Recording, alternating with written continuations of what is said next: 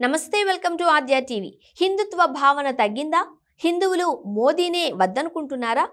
ప్రధానిగా బీజేపీ అగ్రనేత నరేంద్ర మోదీ మూడోసారి ప్రమాణ స్వీకారం చేశారు. అయితే ఎన్నికల ముందు ఉన్న బాడీ వేడి ప్రస్తుతం ఆయనలో మచ్చుకైనా కనిపించడం లేదు అని రాజకీయ విశ్లేషకులు వ్యాఖ్యానిస్తున్నారు. ఎన్నికల సందర్భంగా తనను తాను రాజు దేవుడిగా అభివర్ణించుకున్న మోదీని ప్రజలు నీవు రాజువు కావు, దేవుడివి అంతకన్నా కావు అంటూ చాలా సీట్లలో ఓడించి పంపారు. బతుకు జీవుడా అని సామాన్య మెజారిటీతో మూడోసారి పీఠాన్ని అధిరోహించిన మోదీ ఇప్పుడు మునుపటి సామాన్య ప్రధాని. అయితే హిందుత్వానికి బ్రాండ్ అంబాసిడర్ గా తనను తాను భావించుకునే మోదీ ఈ ఎన్నికల ప్రచారంలో దానిని బహిర్గతం చేసుకోవడానికి ఏ మాత్రం మొహమాటం పడలేదు.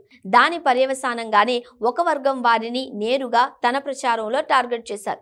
ఇది సహజంగానే ఆ వర్గాలలో కోపం రగిలించింది.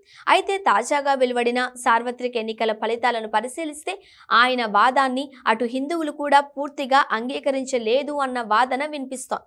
మెజారిటీ వర్గమైన హిందువుల్లో సెంటిమెంట్ రగిలించడానికి ప్రయత్నం జరిగినా ప్రజలు పూర్తిగా అంగీకరించడం లేదు అంటే ప్రజలు హిందుత్వ భావనని తిరస్కరిస్తున్నారా, లేక హిందుత్వ ప్రతినిధిగా మోదీని వద్దనుకుంటున్నారా అన్న ప్రశ్నలు ఇప్పుడు రాజకీయ వర్గాలలో తలెత్తాయి. భారతదేశం అంటేనే విభిన్న మతాలు, కులాలు, జాతులు, భాషలు, పార్టీలు, విధానాల సమ్మేళనం. దీనివల్ల సామాన్య ఓటరు ఎలా వ్యవహరిస్తాడు, ఎలా స్పందిస్తాడు అనేది ఊహించడం నరమానవుడికి ఎవరికీ సాధ్యం కాదు.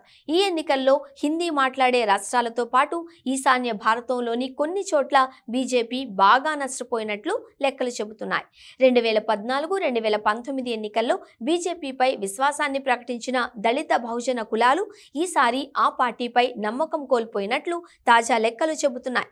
ముఖ్యంగా హిందుత్వ నినాదానికి గుండెకాయిగా భావించే యూపీలో ఈ విషయం ప్రస్ఫుటంగా కనిపించింది. అయితే హిందుత్వ కారణం ఒకటే బీజేపీపై ఆదరణ తగ్గడానికి కారణం కాదు అని పలు సామాజిక, ఆర్థిక, రాజకీయ అంశాలు కూడా ఈ ఎన్నికల్లో ప్రభావం చూపాయని విశ్లేషకులు భావిస్తున్నారు.